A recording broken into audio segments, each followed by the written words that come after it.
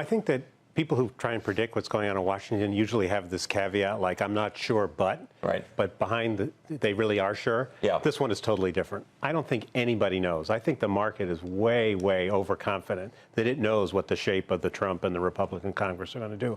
I'm not even sure Donald Trump knows what he's going to do. And so I think that, but it's surely a big sea change. As Joe pointed out earlier, I think a lot of this policy is going to be written by the Republican Congress. I think there are a lot of things that Donald Trump doesn't have strong feelings about, and that's why I think people are optimistic about the tax cut, because they can kind of see what kind of things are likely to come out of the House. So we're going to see a tax cut, but we also may see a big infrastructure spending plan.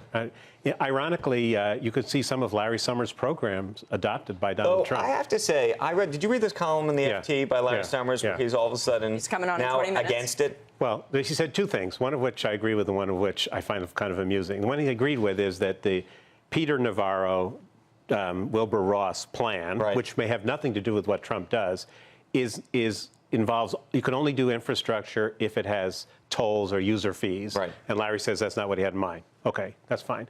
But the one where he says, well, we could borrow too much money. I think, wait a minute, Larry, last week you were telling me we couldn't possibly borrow too much money.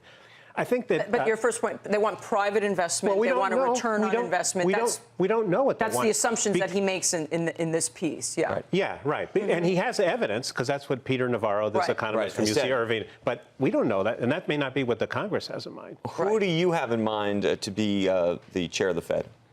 Are you interested? I'm not interested, but you could be. Right. No, I'm not interested either. I think it's going to be a real big shakeup at the Fed. Janet Yellen's term as chairman, Stan Fisher's term as vice chairman are up in 2018. Right.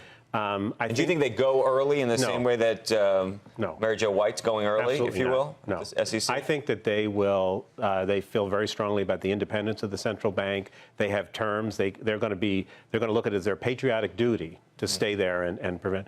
I think Kevin Warsh, the former governor of the Federal Reserve, maybe come back. I think John Taylor, the Stanford economist, has long wanted to be chairman of the Fed. I think Larry Lindsey is a possibility, another Fed chairman, another Fed governor who has written things that are very Trump-like about anti-elites. Yep.